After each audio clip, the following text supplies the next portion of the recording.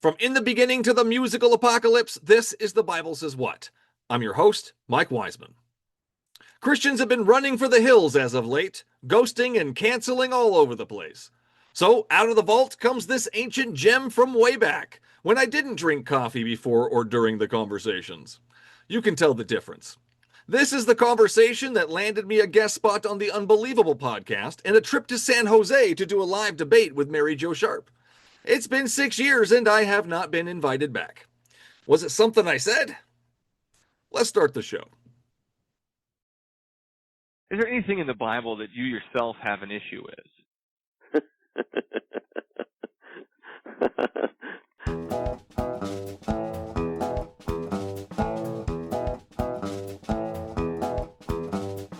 Okay, so it took you reading the Bible to realize that those things were bad for you?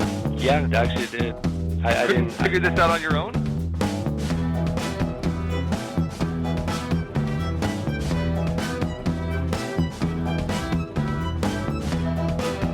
No, Ted Bundy could be redeemed. God doesn't kill children. What do you think the Passover was? Yahweh sets up a whole system in the Old Testament where you slaughter animals just so he's able to forgive you.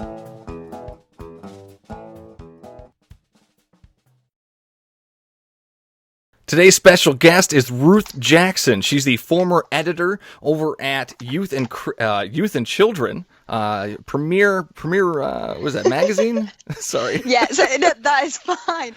I'm still just getting used to the name, and I've just left, so good timing. It's called Premier Youth and Children's Work magazine. So it's for anyone who kind of raises the next generation in any capacity. Gotcha. And now you're over at Unbelievable, the podcast. Yeah, that's right. So Premier sort of owns 3 radio stations, 3 magazines, and I've just switched to the radio team. So Unbelievable is, I guess, a little bit like what you guys are doing here. I'm a huge fan of anyone that's trying to do this. We do, I say we because I'm now part of the team. It's a debate format of 2 people that have differing opinions on a range of different things to do with kind of theology and apologetics, normally an atheist and a Christian. And I can't believe I'm admitting this on air, and my new boss will definitely listen to this and find out, but I often find myself siding with the atheist, or at least having sort of huge sympathy for their arguments. I think often, and I say this with the deepest respect for the Christians on the program, who are often, super, super smart, multiple PhDs, way cleverer than me, but I often think sometimes their answers are a little bit trite, and I often find myself being, at the very least, incredibly empathetic towards the atheists. So I'm very excited to be on this show, because you'll probably find me agreeing with a lot of what you say. I'm excited to get started. Well, what is one of the things you mostly agree with? Well, I guess, the fact that there are difficulties in the Bible, the fact that faith is not a straightforward thing, the fact that Christianity, has got a bit of a checkered past, that doesn't necessarily mean that, I think there's a real differentiation between Jesus and Jesus' followers. And I think Jesus' followers, the church has just been horrendous in a lot of situations. And I think we as Christians need to apologize for the way that we've treated various groups of people along the way. So I think there's a lot. I mean, there's obviously a lot that I would imagine we don't see eye to eye on, but I think I'm so sympathetic. I've got a lot. I'm a bassist in an all-girl rock and roll band, so I play with a lot of musicians who are atheists. A lot of my friends are atheists. I went to Oxford University, so a lot of them are kind of, super smart secular people. So I guess I'm just immersed in the atheist world. So I'm, at the very least, incredibly sympathetic to what lots of people's objections are and things like that. And I think, at the very least, we need to be taking people's questions and doubts seriously and trying to engage with them. So that's good. Yeah, I love the conversation. I think it's important to have the conversation.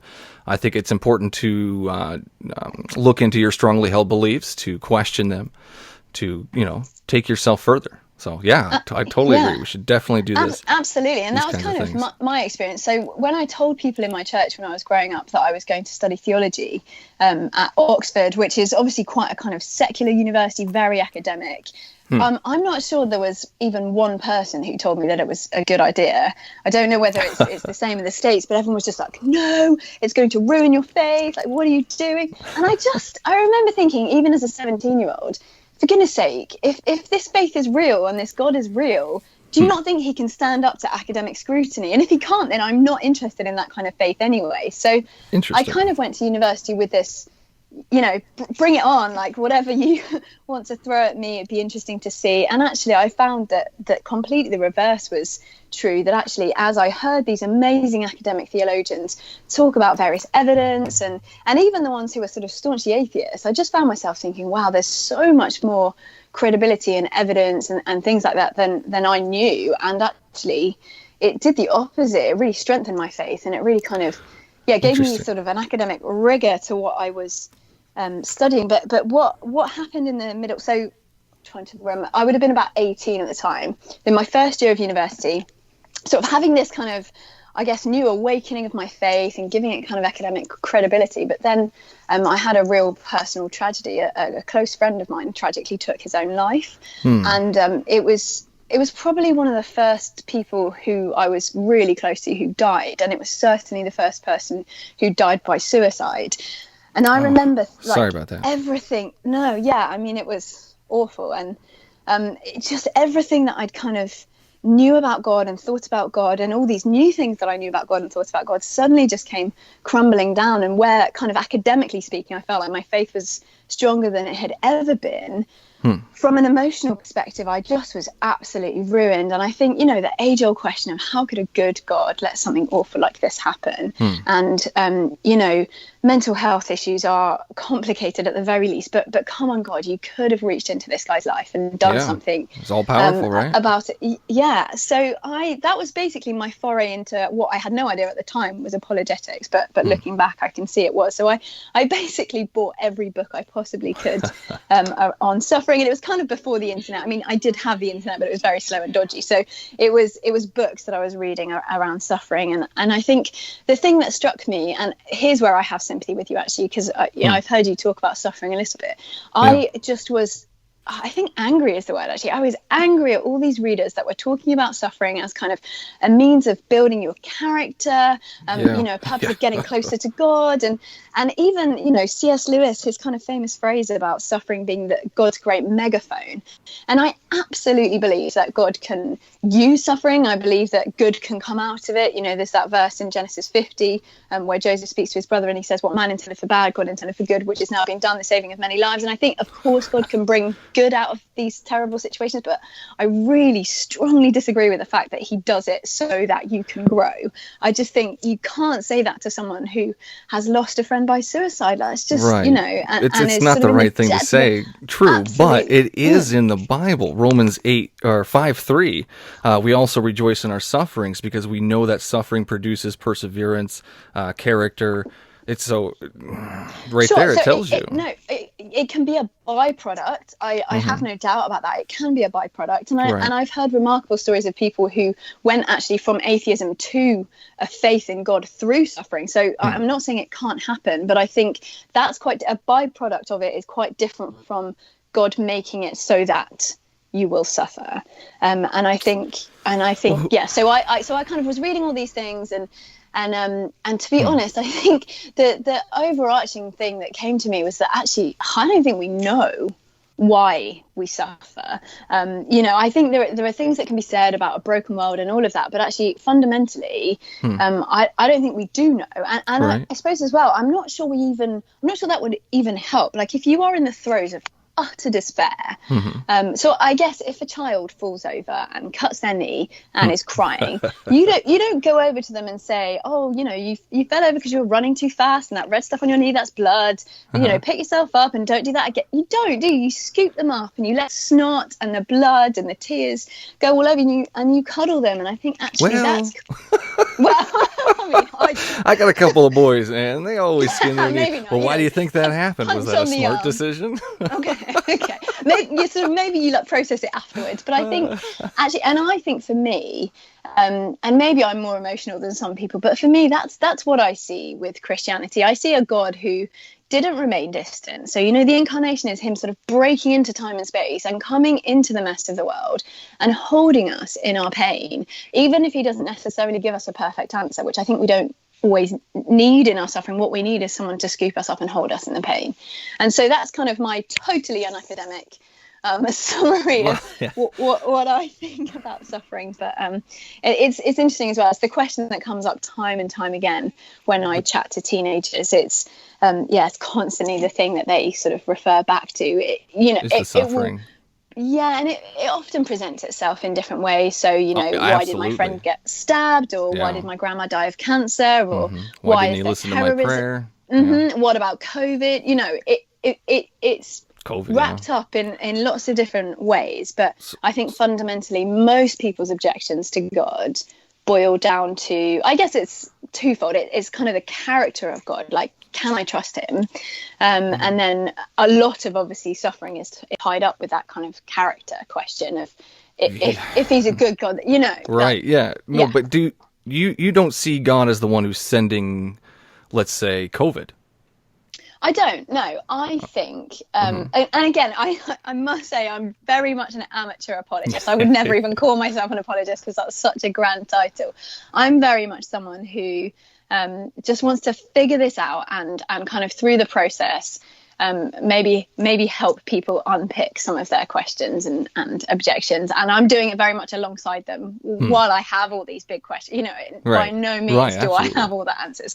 And so, I would say God didn't send COVID. I would say it's part of a broken world. And whatever you think about kind of the fall, that's a very theological world, or however it came into being, that kind of Genesis, we were created perfect, and then we turned against God and kind of suffering came into the world. And I think the picture the Bible paints is that actually that's not just for humanity, that's the kind of groaning of the whole earth and disease and things like that. So I would say that actually COVID is a result of that broken world. I wouldn't say that God gave us COVID and I certainly, and again, it makes me angry when people say things like, an earthquake or whatever is God inflicting suffering on people as a judgment, as a punishment. Like, that's just so anti-biblical, so horrific, just bad. Well, I think it's just as bad for a loving God that allows all these things to happen. Regardless of the broken world, if we're going to go back to the broken world, we'll go back to Genesis where Yahweh still refused to forgive people for something that a couple of people did. So to me, that's holding on to a grudge for no reason right off the bat. Sure, but I guess for me, it's all sort of tied up in the free will thing. Like, actually, obviously, if you were to hold a gun at someone's head and say, "Do you love me?" and they say yes, I mean, that's not a true declaration of love, is it? That's a threat built on a choice built on a threat. Yeah. Right, and I think actually God wanted to create us with a genuine ability to turn away from him and to say no, and by doing that, he had to build in free will. And I understand, lots of people are like, God, if God could have done anything, he could have created us perfect. Of course he could, but he didn't want to create us as automatrons, as robots. He wanted to create us. But he didn't have to put the trees there. He didn't have to put the temptation in the garden to begin with. No, sure. And I guess with a lot of this stuff, I would have to hold my hands up and say, I just don't know. And I struggle, probably not as much as you, but I struggle with a lot of these big questions. But I guess from what I've seen, from what I've experienced, from what I know of God, both kind of intellectually and in my, I guess, head and heart, I know that God is loving. And I guess I'm able to reckon, I suppose, and what I think actually, Christians are not very good at is kind of holding the tension of not knowing the answers. I think we're too quick to jump to, oh gosh, if I don't have all the answers, then I'm just going to throw everything out.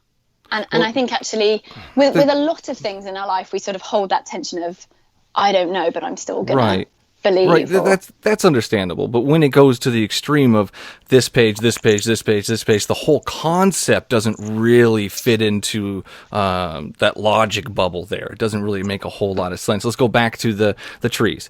Yahweh placed those trees there on purpose. Knowing, well, go back a little further. 2 Timothy 3:16. Do you believe that all scriptures Yahweh breathed and useful for preaching, teaching, correcting, all that?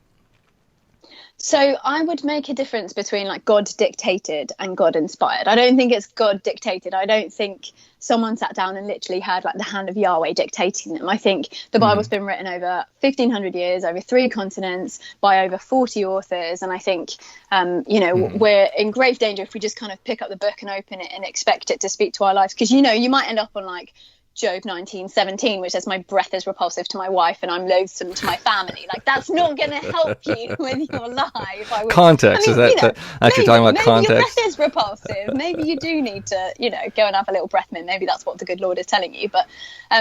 So I believe that it's inspired. I believe that it can speak to us today. I believe that it's a living word. But I do believe that we've got to read it the way that it was intended to be read. We've got to look at genre. We've got to look at context. We've got to look at who it was written to, why it was written, and a lot of that we also need to admit we don't understand, because we're not we're not Middle Eastern. Well, I'm certainly not a Middle Eastern Jewish man. I don't come with all of that kind of knowledge of what, and I can read Jewish scholars and try and understand bits and pieces, but I also need to admit that I am looking through a 35-year-old female's 21st century eyes at a lot of this stuff. And so there will be stuff that just doesn't make sense. And I'm not. Your culture's a little more advanced. We've progressed a bit. Different. Yeah. I'm just different, I guess. Of course. And so. And I'm not saying that all of the problems and difficulties can be answered by that. I'm not saying that at all, but I think it's important that we bring all of that into what we're doing. Yes, of course. We have to think about what they were thinking back then, which is why I don't believe most of it, is because you have to think about what they were thinking about. They were trying to figure out the world, and this is what they came up with. But do you believe the Genesis story, like it verbatim? Is it like that he put the trees there, he told them not to have any, the snake, nakedness, all that? So again, it's one of those things that I'm not really sure whether it matters, whether it's literal or whether it's a kind of metaphor for effectively the fall of man. And I don't really know. I'm really sorry. This isn't a cop-out. I genuinely don't know kind of where I fall. I don't know is one of my favorite answers, just so you know. I would much rather you tell me you don't know than give me some crap off the top of your head. That I love I don't know. But so for me, I think it may just be a kind of metaphor of how the world got so broken. And and it's this grand story. So the Bible is not a textbook. So if you look at, it's kind of important though, isn't it? Like this is the whole but it's not like a science textbook. So if you look at like the creation, for instance, and I know lots of people would disagree with me on this, I don't think it's a verbatim day by day literal day. I think those days may be periods of time, but I think if we're looking at 60 million years between dinosaurs and humans, there's no space for that if it's a literal day. And I think it's more of an amazing poetic celebration of what God the Creator has done, and the vastness of creation and the beauty. And so I think it may well be the same for the Adam and Eve story. Like maybe there was someone called Adam, maybe there was someone called Eve, but maybe it's a kind of poetic picture of how God created humans perfect. And because of the whole of us, not just two people, like our whole propensity to screw things up. So I don't know whether you've read, there's a guy called Francis Spufford, who's an English guy, and he's written a book called Unapologetic, and he talks about sin as the human propensity to F things up. I don't know whether I'm allowed to swear on this. You got the adult tag on here. You can say whatever you want. Cool. But he like full on drops the F-bomb, and I think that's right, that actually sin is the human propensity to F. I can't do it. I'm like such a freak. If you can't say the word, it's okay. But I think that's true, and I think actually that's the picture that Genesis paints, is that whether it was the two individuals or whether it's just humanity as a whole, our propensity to just be wayward and go the other way, that for me is kind of what the picture paints. But I also think, who made us? Sorry, this way? I'm gonna let you speak at some point. No, you're good. But who made us this way though? Well, God made us this way, but it kind of comes back to what I was saying. Okay, go ahead. Sorry, it comes back to what I was saying before, that actually I think in order to make us fully human and fully free, he had to make us with at least the propensity to turn away from him. And he did that with full knowledge that we would turn away from him. But I think that's what makes him loving. You don't have a kid and have a kid knowing that they're going to always do everything right and be perfect. You have a kid knowing that they might grow up and hate you, but that's kind of the risk you take when you have a kid. Right, but I'm not going to eternally punish them for, let's say, not loving me. No, sure, but I also think, and I've listened to a couple of your podcasts, and I think this kind of eternal punishment is obviously something that you think about quite a lot. Well, But it's something I struggled with when I was younger, yeah, when I was in the church. It's definitely something I struggled with. but see, here's where, and I totally understand, and I'm happy to talk through some of the kind of hell passages if you want to. But for me, there's a verse in 2 Peter 3 verse 9, which I think is such a key thing, and it says God doesn't want anyone to be destroyed. Like, it's his desire to see everyone saved. Right, it's his desire, but but it doesn't matter though. He's still going to do it. no, but it's his desire to see everyone saved. But he also knows that there will be people who say no to him, and he's not going to force anyone to be in relationship with him, because again, it comes back to kind of that gun thing. We would never force anyone to, well, I like to hope I certainly would. That's what it force is, anyone though. to be. That's what he's doing. Hell is that trigger, that gun, and he's going to pull that trigger if you don't tell him you're going to love him. That's what hell is.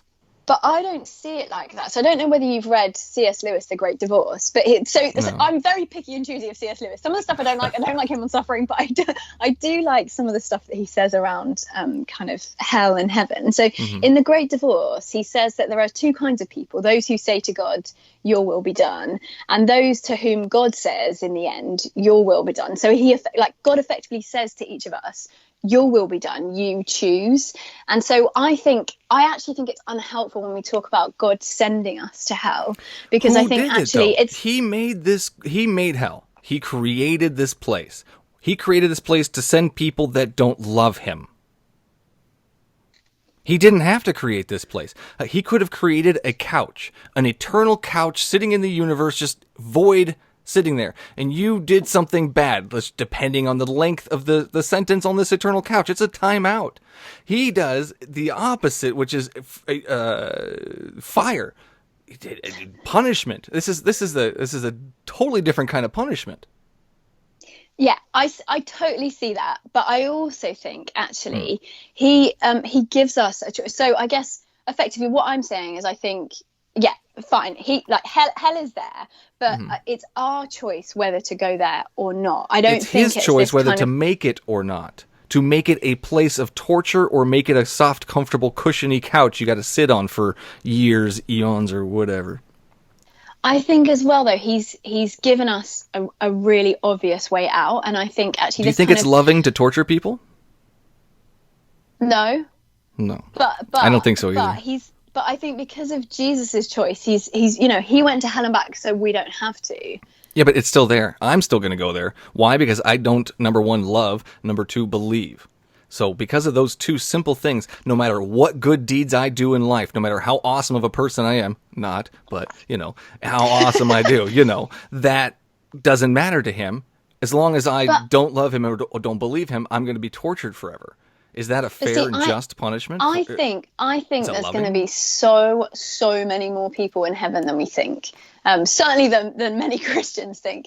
And I just think actually God is so much more loving, so much more compassionate than we can imagine. Show me the love. Where's this love?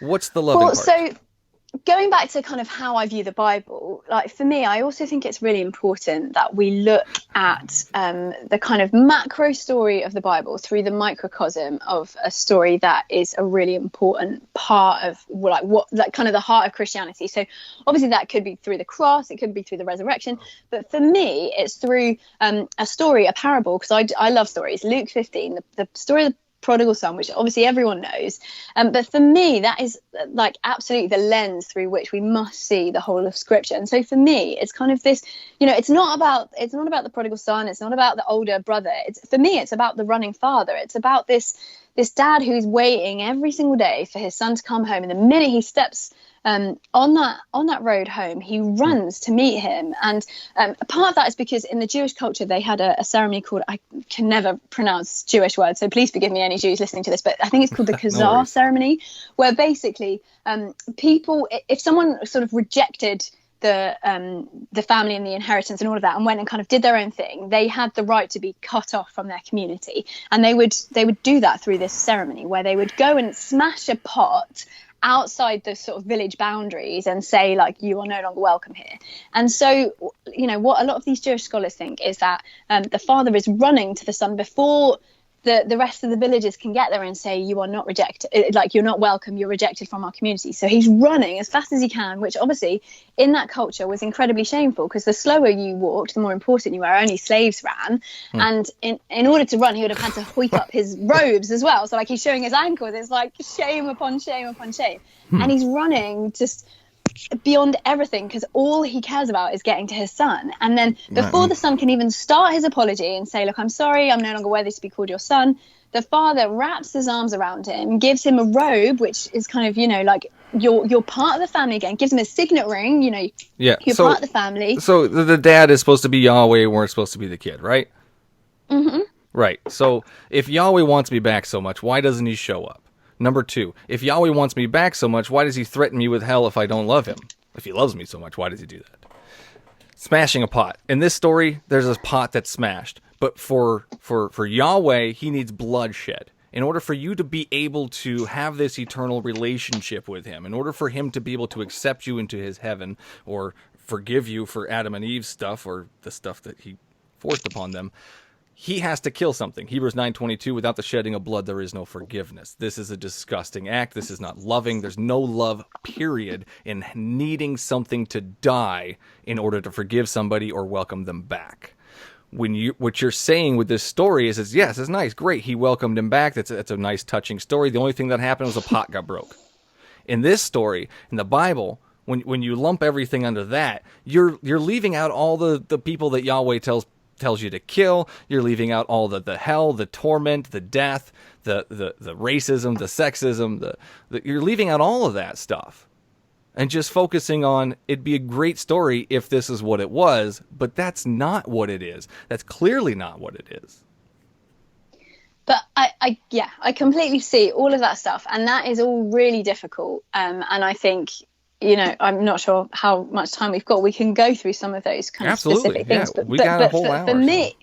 For me, I think it shows the heart of the father, and actually the fact that he sort of went to those lengths with his son himself. So for me, like all of these things, I think you need to look at through particularly when we talk about kind of suffering and things like that. Right. For me, but let's go back to the heart of the father. The heart of the father. I am a father. I would never require bloodshed for my kids to forgive me. I would never require one of my kids to die to forgive somebody else. I am not an all-powerful loving being. You worship an all-powerful loving being that still requires death in exchange for this forgiveness, this relationship, whatever. But so I guess the father's heart, when you put a father's heart on Yahweh, we're going to judge Yahweh as a father. And that's a very terrible thing to do, because he's a terrible father. He's a terrible father. But I guess the difference is, he himself pays that cost. So he doesn't need to. He doesn't need any bloodshed. Nothing needs to die. So when you tell me something has to die, the story stops being loving. It stops being perfect and awesome. Do you mind if I give you like a little story example? Just because, again, like I said, I love stories. So absolutely, I was at. Do you have Hindus in America? Is that a thing? Hindus? Like a what do we call it? Bridal shower? Is that what you call it? Bridal shower, yeah. Bridal. Okay, so I was at a bridal shower. We call it Hindu. That's a stupid word. I don't know why. It was the bride is the hen.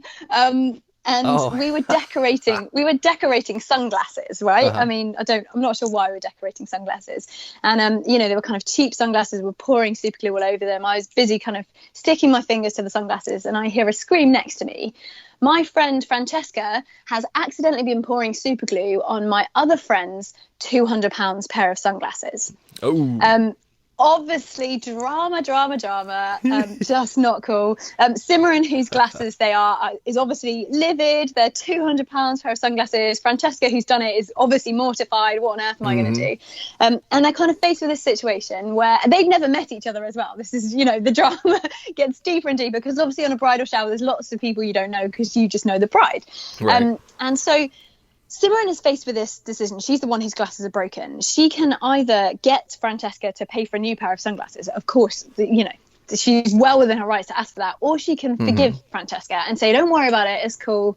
I've got another pair of sunglasses, whatever. It's only £200. And And that's what she did. She said, I forgive you. That's awesome. But Simran That's is still more moral. left. Yeah, no, sure, I get that. That's good. There's no bloodshed. No one died. However, Simran is still left with no pair of glasses or a broken pair of sunglasses. So effectively, there's still brokenness in that. So see, that's the problem right there. Is Yahweh's still offended? Yahweh's still hurt? Yahweh's an all-powerful being. He doesn't need anything. He doesn't need anything. Nothing. Zero things. If he's all-powerful, I don't understand. He doesn't even need oxygen. But he demands love and bloodshed, which is weird for an all-powerful being. But I think there is still something that's broken. There's still a cost that needs to be paid. So if you look at the sunglasses, again, he made it this way on purpose. But if you kind of look at the way things work, so if Simran wants a new pair of glasses, she's got to pay from her own pocket. She's got to buy another pair of sunglasses. Right. And so I think it's not a perfect analogy by any means, but for me, that's what God does. He sees the brokenness and he reaches into his own pocket and pays with his own life. And who made the brokenness? Who made the brokenness? Yes. Well, we made the brokenness. Whether that's make it. Well, we're not creators. He created us this way. He created us broken, and then the whole broken part started because we don't follow his way. Is that what it was? We just don't listen to him. So you said there, he created us broken. I don't actually think that's true. I think he created us perfect. But I think we. Mm-hmm. I can't swallow a hot dog whole and breathe at the same time. It's not how it works. You're obviously not trying hard enough. I can't breathe with food stuck in my throat. That's not perfect system. I get cancer very easily. It's not a perfect system. There's nothing perfect about the way. I don't understand. I don't understand how that's perfect. But see, so I'm talking about kind of right back in the beginning. However we view the kind of Adam. So we had two perfect story. people. Creation, whatever that looks like, whether that was multiple people or two people. Okay, so there were people on the planet that were perfect. Yeah, creation as a whole was perfect because he makes all the things and says they're good, and then he makes people and he says they're very good. Mm-hmm. And then we see whatever that looks like, whether it's an actual eating of an apple or whether it's just turning away. You see a turning away, and that's where the brokenness began to creep into the world. So you don't know what the thing was that caused this brokenness. Well, I mean, I guess it's rebellion. Rebellion. So rebellion is the thing that caused brokenness, whether it be an apple or we just decided to wear mixed fabrics. I love that verse.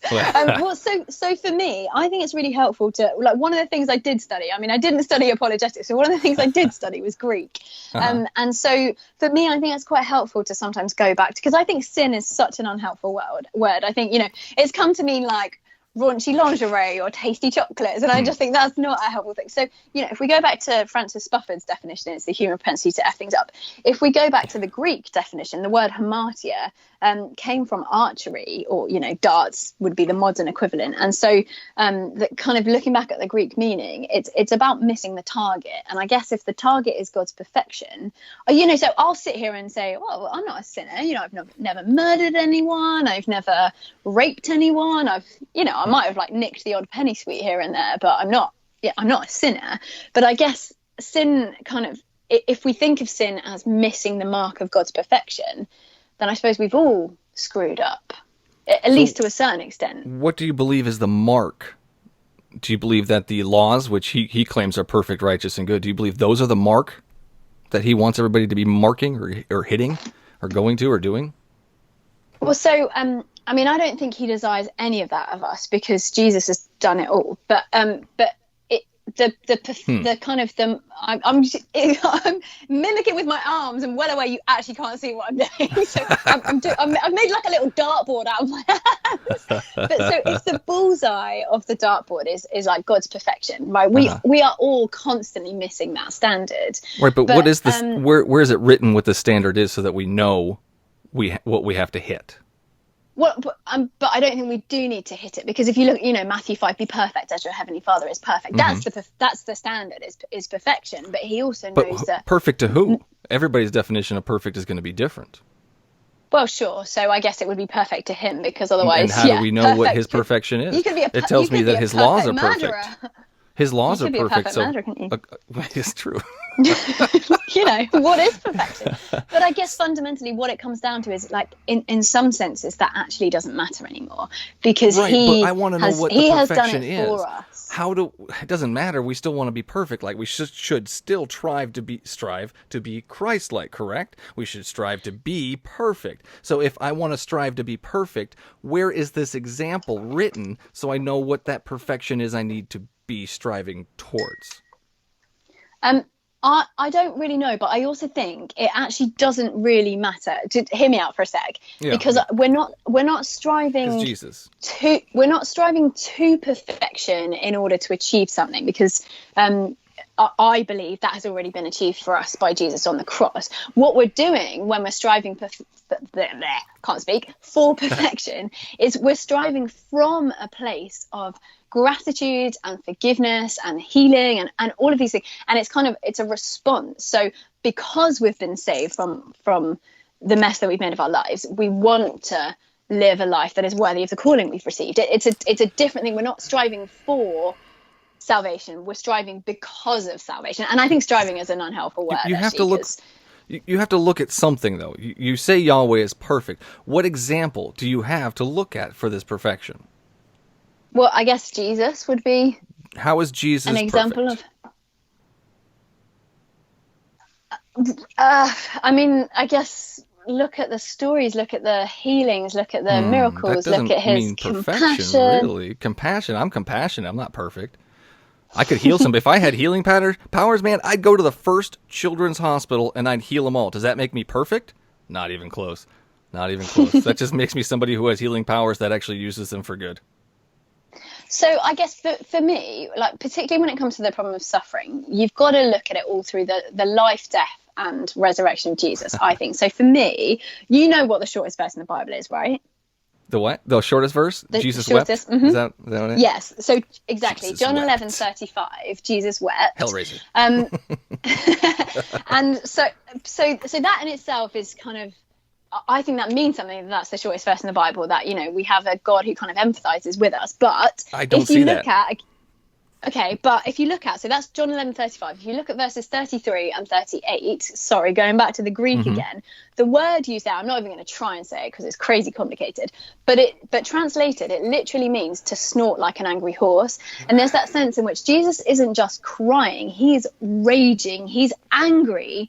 So it's when Lazarus dies and his best friend has died, and his reaction is exactly what ours would be. He's raging. But I also think that tells us more than that he was just emotional that his friends died. He got mad. That makes him not perfect as well, though. Well, he has a human emotion. Not perfect. Why is that not perfect, though? Humans are not perfect. Human emotions are not perfect. That's for sure. We're all over the place. Our emotions are just... Yeah, mine are definitely all over the place. I'm raising my hand for that one. Me too. But I think that just fills me with... I love the fact that we have a God who is who experienced what we experience, but more than that, like that what? Actually he's like being moved, like crying, like compassion, like all of these things. But I think as well, like the thing about the anger is that not only is he angry with the suffering, he's angry with kind of the state of the world, because he knows that that's not what it was meant to be like, and he knows it's not going to be like that forever. Then? It's his fault. Well, he's the one that made this. He's the one that created this mess. I didn't make this mess. I think in order to do that, in order to create a world with no mess whatsoever, then he would have had to create a world with no free will, I think. Well, I don't think we have free will. Okay. The Bible itself very plainly describes that we do not have free will. First off, Pharaoh. I always go to that one. He hardened Pharaoh's heart. That is not free will. Then, I love this one. He went, what verse is that? 1 Samuel 18, that's what it was. 1 Samuel 18, he sends down an evil spirit to Saul to make him throw a spear at David. That's not free will. We don't get anything like that. Ezekiel 3:20, Yahweh will cause you to stumble. That's not free will. Yahweh's will, there it is, 1 Peter 3:17, Yahweh's will is for some of us to suffer. That's not free will. I was chosen to suffer. That's not free will at all. Yahweh will allow you to be tempted. Oh, there's the good one. That's the one. John 12:40. He has blinded, when he's talking about the Jews here, he has blinded their eyes and deadened their hearts so that they can neither see with their eyes nor understand with their hearts nor turn, and I would heal them. So he's blinding people. None of this stuff is free will. If I was free from all this stuff, if I actually had free will, Yahweh would not be interfering with people's lives. I think though you can have a God who who acts in humanity but also be free at the same time, I think. If he's controlling people, if he's causing them to do things, that negates the whole free will idea. But I don't see God as a puppet master. And I think actually, I mean, I'd need to like hone in on those specific texts, but I think at least you can admit that some have free will and some do not. No. I think we've all got free will. Okay. I think we've all got free will. But nearly. No, I think we've all got free will. But I think some of those texts, it's kind of describing like what we would have done anyway, potentially. But bigger than that, I think God can intervene in a situation, but that doesn't negate free will. So, you know, for instance, like healing, and I know that's a really difficult one, and it's something I really struggle with as well. But I think you do, and I'm saying this as someone who's seen it, and I'm aware you won't agree with me here, but you do see healings, and so that's. Well, I believe. Why don't they go to the children's hospital? That is my biggest thing. If these faith healers can really do this, if they actually have this superpower, why not go to the place that needs it the most? Yeah. So, and that's my big issue as well. Is like, you know, why are some people healed? Why are some people not? And I think there's two different questions, isn't there? There's can God heal and will God heal? And I think he can. I think he can heal. I think there's a third. But the question is God even there? Sure. Yeah. Of course. Sorry. All of this is assuming that he's real. But so it's that thing of, you know, how do you reconcile the fact that sometimes it happens and sometimes it doesn't? And I don't have an answer for that. And, you know, in my own life, so 12th of December 2012, I will never, ever forget that day, because it was the day that my mum was given the all clear from the cancer that she'd been struggling with. But it was also the day that my best friend's mum died of cancer. And for me, that's just a horrible, horrible picture of this brokenness that we live in, where some prayers are answered and some prayers aren't answered the way we want them. And I don't know how we wrestle with that. And, you know, there are things that we can say about why prayers aren't answered and all of that. And I know some of those answers, but actually I think fundamentally at the end of the day, we have got to say, I don't know.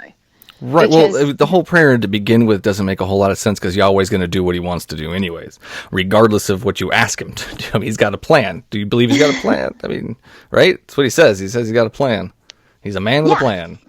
So if you're praying to him, you're asking him to change that perfect plan.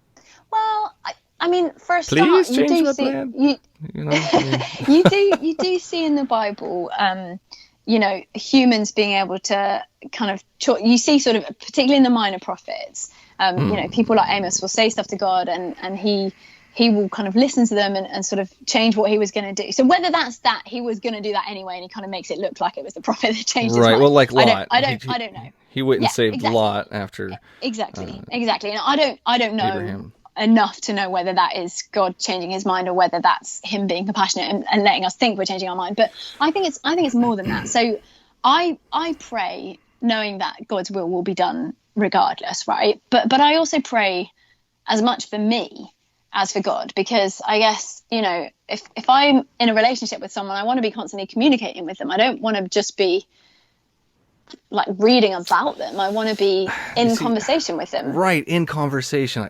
You brought it up. I'm sorry, but is it a two-way conversation? My bad. Yeah.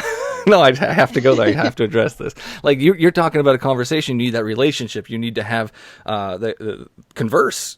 Does Yahweh converse back to you? Do you hear an audible voice? I've heard you ask this question to people before, and I've heard lots of different answers. And for me, have I? No, I don't think I've ever heard an audible voice. But That's for good. me, I would. That's That good. I'd that be a to little me worried. doesn't. That to me. That to me doesn't mean that I don't think he speaks. So can I give you an example? Yes, but first Do you explain mind? how it's a relationship if you can't have a two-way conversation. Would you? If I tell you this story, I Okay, think go it- ahead. I love stories. Sorry, Yeah, no, it you're paints good. for You're me a fine. picture of like how. So I'm a youth worker. I was at a Christian youth event with all of my young people, and I was seeing God do amazing things in my young people. But I was in a really bad headspace. So I'd got there, and a really good family friend of mine had just died of cancer.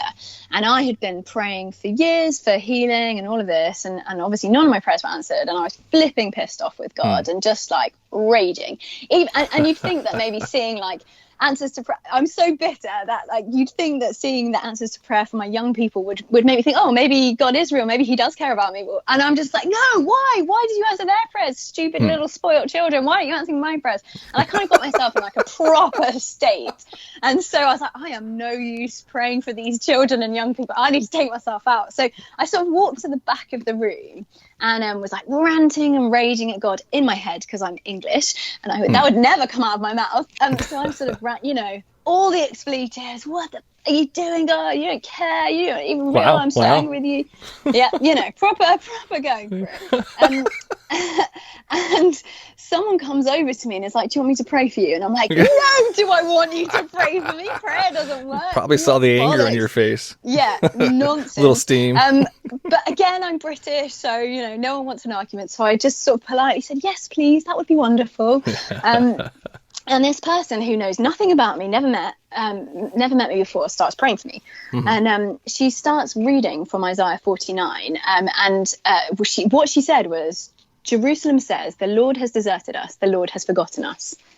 And I was like, what the hell? That's like literally the words I'm saying, minus a few expletives. That could be a lot of other things too, That could just be somebody who... Yeah, I mean, it doesn't mean it's your specific... You took it as your specific thing, but it's just a wide variety of things that she could be talking about, Yeah, anybody sure. But so she's reading it from Isaiah 49. So that's what she says. The Lord has deserted us. The Lord has forgotten us. And I'm like, what the hell? You're reading my mind. And then she carries on. And clearly, like, at this point, I must have read that bit in Isaiah, but it had never stuck out for me before. And then she carried on reading, and it says, never can a mother forget her nursing child. Can she feel no love for the child that she's born? Even if that were possible, I would not forget you. See, I've written your name on the palm of my hands. Always in my mind is a picture of Jerusalem's walls in ruins. And that just totally floored me, because not only was it saying that, like, I hadn't been forgotten, he saw me. Like, for me, it was that last line that really struck me. Always in my mind is a picture of Jerusalem's walls in ruins. And I was like, I pretty much am about as ruined as I can be, without just crying in front of everyone. And just you're right. I can take a lot of things regardless of the Bible. Like I could take a verse from Harry Potter, a line from Harry Potter, and make that fit to whatever I'm thinking. Oh, that really helped me get through this. Of course. That was obviously talking about Jerusalem, and the people who wrote it didn't have any idea that this would help somebody along the way at youth camp. So I mean, but yeah, I understand that it did help. I totally agree with what you're saying, and I think we so often do that, don't we? We try and shove a Bible verse and make it fit. What's it called? Confirmation bias, where we think something anyway, and we take the Bible verse and make it fit. I absolutely think Christians as a whole are so bad at doing that. We do it all the time. So full disclaimer, we do that. But for me, it was just the fact that this person knew nothing about me, knew nothing in my situation, never met her before, and she just turned to a passage in the Bible that, of course, wasn't written for me, but spoke so powerfully into my situation. So for me, I don't know. There's a historian, English historian called Nick Page, who he writes a lot about kind of the history of Christianity and things like that. And he's written a book about the Bible, which is hilarious. It's called The Badly Behaved Bible. And it's a lot about, how the Bible doesn't behave in the way that we want it to, and how, it's messy and all of that. I think you'd really love it, actually. It's brilliant. But he talks about the fact that we're not meant to kind of read the Bible necessarily. We're meant to inhale it. And, that kind of sense of which it's a living word. And I understand that there's lots of difficulties and all of that. But for me, he does speak to me in other ways. But for me, the kind of dominant way that I find him speaking is every morning I have a little quiet time where I'll read a Bible and kind of write a few things in my notebook, and depending on how the puppy is, whether I need to feed him or take him for a walk. I'll like spend longer or shorter time doing that. And I don't think there's ever been a day when I haven't read something that has kind of either spoken into a situation or has just been like quite uplifting. And you're right, it might just be that maybe I'm reading all the right bits, but I read through the Bible, so it's not like I'm missing out Leviticus and all of that. I am reading all of the whole thing. Well, it's not like you're one sitting. Yeah, I can read Calvin and Hobbes. I'm having a bad day, and it says, enjoy life, go out and play, or something like that, and that's inspirational. I don't need a book that tells me to, back in Leviticus, to kill gays. I don't need a book to help uplift me that has all these horrible things in it, that the horrible way women are supposed to be treated and slaves, and it doesn't make any sense. I can go and get a self-help book that'll help me 10 times more than this thing will ever do. Yeah, I hear that. So and what I do think you need the Bible for? If he can communicate with you outside of Scripture, outside of the Bible itself, and use even a newspaper article, for let's say, why would he not? And why would you need the Bible at that point? I mean, I think it's a case of like both, and I think he can use those things. I think he can use people. I think there are some people who have specific gifts of prophecy, I believe, partly because I've seen people do it and it's ridiculous, and it feels very like magic. I've seen hypnotists do some pretty crazy stuff too. Magicians. But I don't think just because he can speak in other ways, through like a movie that really moves you, or through a book that speaks quite powerfully, or whatever, So like, for me, I listen to a bit of worship music, but I mainly listen to like non-Christian, secular in inverted commas, if you want to call it that, music, and I find that really moves me, and I find God speaking to me in that I think he can speak in lots of other ways, but for me, I think probably the most reliable way is the Bible, because I know that it's his word. Reliable. Yeah. I mean, we definitely don't have enough time to talk about the reliability of Scripture, but I would love to talk about that. That'll be a part 2 for sure. So that's something I talk a lot about with young people, because I think for a lot of young people, like, why are you trusting the Bible if you don't know where it's come from and whether it's, whether it in itself is reliable. So, I mean, that is a whole other question, which we probably don't have time for. Do you find it reliable, though? Yes. I do. Right? Yeah, okay. I do. So, and you do teach young kids, and I read one of your clips somewhere about something on kids coming to you about being gay and having a problem with how the Bible handles that. Mm-hmm. Was this you? Was it something you wrote? Maybe. Maybe. Anyway. Yeah. No, I do have kids come to me and talk about that. So yeah, right. Maybe it was me. And how do you fix that? How does that work for you? Well, so I mean, the absolute first thing I do is apologize for the way that the church has treated gay people. Church, not just the church. What about the Bible itself? The verses that are in there. Do you apologize for the Bible and the words that it says? No, but I think we need to read it and interpret it. And so what I will always do with young people is I will get them to, I'll say to them, what do you think God is saying to you? I think it's really important that we let young people think for themselves, that it's we're not bringing our own theology and dumping it on them. So I'll share some of the Bible passages, but mainly I'll talk to them about God's love and how much he loves them and how much he wants to be in relationship with them and all of that. But the main thing I will do is get them to listen to God themselves. And what do you tell them about the verses themselves? What do you tell them about the way it speaks about it? I mean, which verses are you talking about? Let's go with Romans 1:12. Obviously, Leviticus 20:13, where it tells stone gay men. Let's go Romans 1:27. This is where people were not listening to Yahweh, so he decided, here, I'm going to make you gay because you're not listening to him and give you over to lust, which, weird, again, not free will. These people didn't have free will there. So Yahweh gave them over shameful lust because they didn't believe and stuff like that. These men committed indecent acts with other men and received in themselves the due penalty for the perversion. So they call it a perversion, and they agree with a penalty that needs to come along with it. This is the New Testament. This is after Jesus has died. So, I mean, obviously, there's a whole heap of different opinions about homosexuality and all of that, and I would never want to put my opinion on a young person. So I would talk to them about a God who loves them, and I'd go through these passages and say, what do you think this is about? Like, what do you think the context is? And obviously, I'd get alongside and help them with that.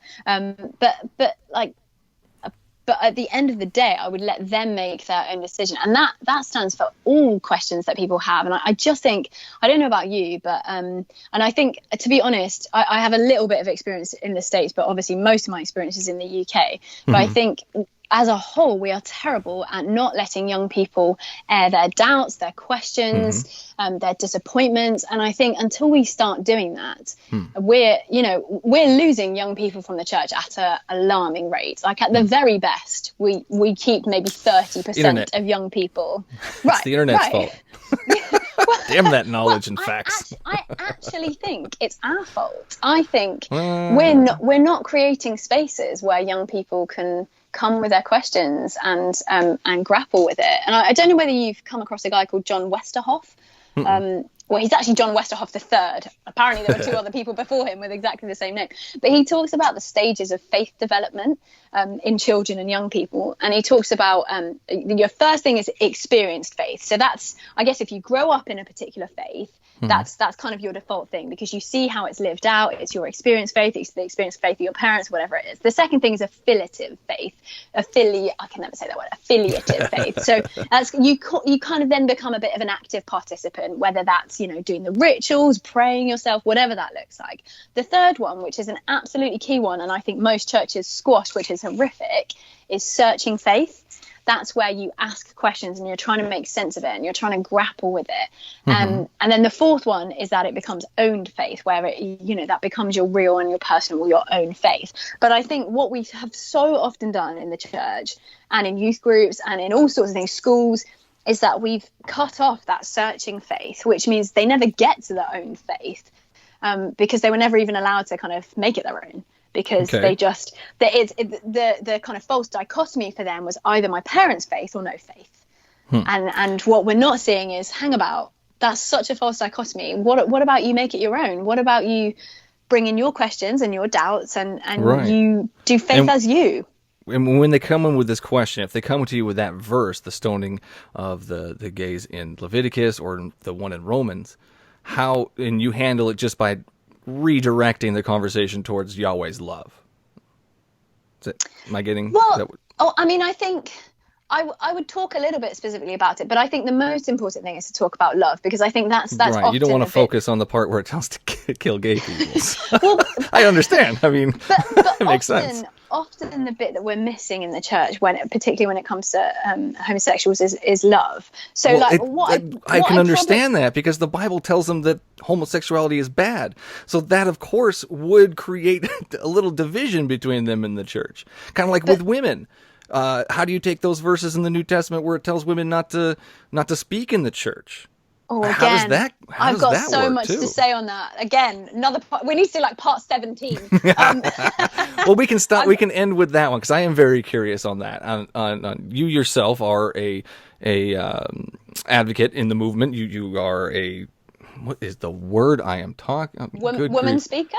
There you go. You're a speaker. You're you're a speaker. So, and Yahweh in the book, in a couple spots, says that you shouldn't be speaking in the churches. One of them specifically tells you to go ask your husbands at home, not even ask the questions at church. What was that? So you're talking 1 Timothy 2:12 and 1 Corinthians 14, is it 34? Correct, yeah. 14, 34 through 35. Yeah. Remain silent in church, not allowed to speak, be submissive, which is I never understood that one. But, so far so spectacularly sexist, but I think this, however, I think this is where we need to go back to the Greek language. We need to have a look at the biblical context. We also need to have a look at the cultural context. So just one tiny little thing, just to go back kind of from a sort of biblical context. I think it's really important that we look at that. I'll look at it specifically, but I also think it's really important that we sort of open it out. And what I see in the Bible is so many incredible women, like Deborah, like Esther, like my namesake Ruth. You see all these incredible people. But they're not speaking in the church. No, hear me out. Priscilla and Aquila, I know you know this, but in Acts 18 and all the way through Acts, Priscilla is mentioned first, and that's probably because in Paul's perspective, she was more important to him, which makes you think that she was doing a lot of the teaching of Paul. So if she's teaching a elder, and then you see Phoebe is described as a deacon, which is exactly the same word that is used of Timothy and of Paul. So I'm under absolutely no question that she was a deacon within the church. So then you have one that's a deacon, and then the other verse says women shouldn't be allowed to speak in church. Hear me out. So it's a contradiction. At the very least, it's a contradiction, because the Greek words. Do the Greek words not say women should be silent? What does that say in Greek? No, so the Greek words there for women is actually wives, which you might think is not. Should be silent. You might think is not important, but I think it is important, because what we're seeing in the wider cultural context here is that the Greek men who were out and about working in all sort of contexts, they would have spoken Greek, whereas the women wouldn't. They'd have spoken Aramaic. That was the language that they spoke at home. And what you see, what a lot of Jewish scholars talk about is the fact that the services, and I'm not sure why, but the services were done in Greek. And so there's a lot to be said for the fact that the wives of the husbands wouldn't have understood a lot of what was going on. So what Paul is saying here is, wives, if you don't understand what's going on, don't shout about it and just disrupt everything in church. Wait till you get home, ask your husbands what it is, and then you can sort of grapple with those things there.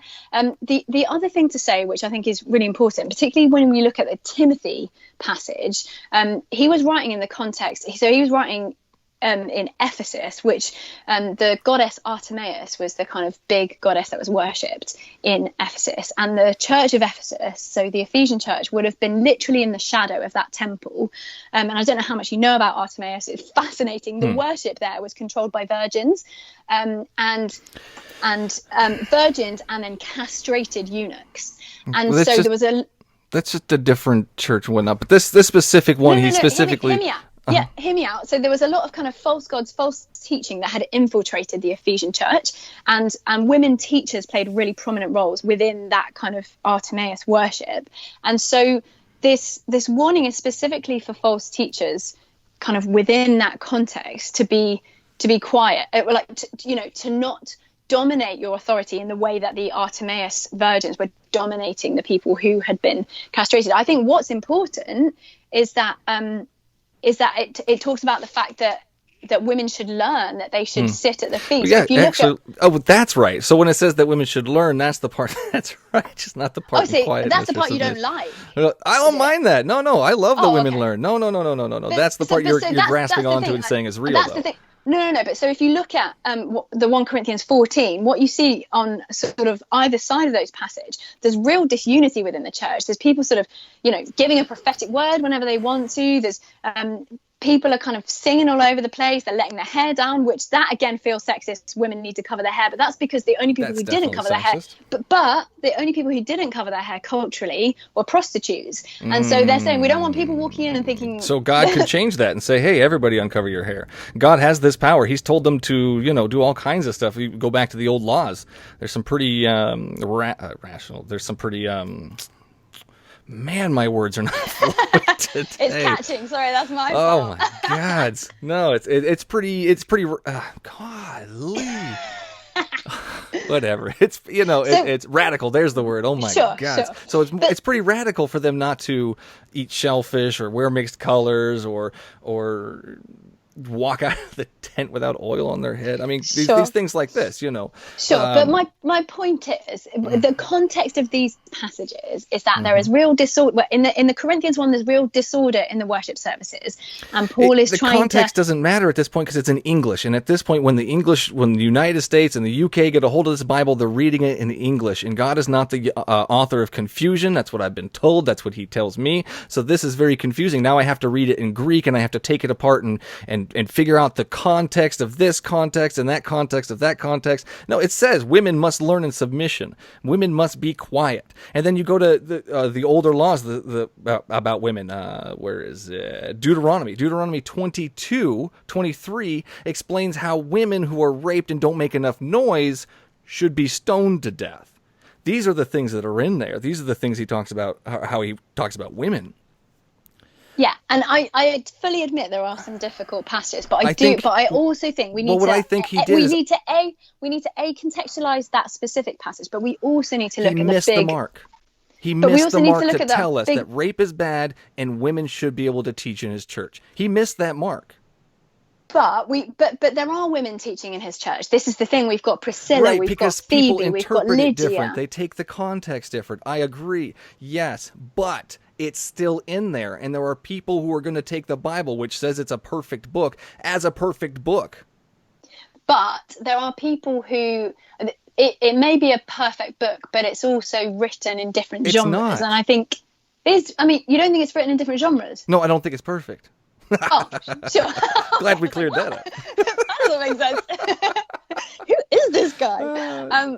But so I think it's important that we read it in the context, within like the genre of what it was meant to be, but also within that overarching context of Phoebe, of Lydia, of all these amazing women, Junia in the end of Romans, who's called an apostle. Like that's like as high up as you can possibly get. Constantly So I think telling people pick up their Bibles and read them. So I agree. Read your Bibles. But we are out of time. And I'd love to continue with this another time for another. We've got so much more to talk about. Oh my goodness.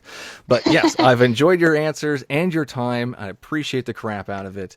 So thank you so much for everything you do. I'm hugely grateful that you are even having these conversations. So I appreciate you having the conversation.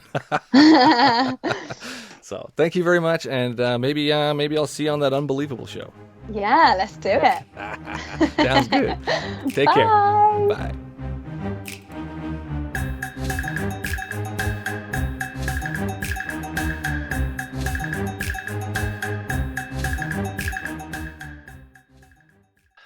That's all the show there is for you today. Thanks for listening. As always, you can find all things BSW related on the show's website at thebiblesayswhat.com. If you like what you heard and want to help keep the recording light on, simply go to thebiblesayswhat.com and sign up to be a supporter of the show. Your episodic tithes of $1 or more will get you early access to each new episode on Wednesdays instead of Sundays. You can also catch me live on the show's TikTok and YouTube channel every Sunday, Tuesday, and Thursday at 6 p.m. PST. Links are in the show notes. And no matter which platform you use to listen to your podcasts, don't forget to hit that subscribe button so you won't miss out on the next episode. Until then, would you kindly share and review the show?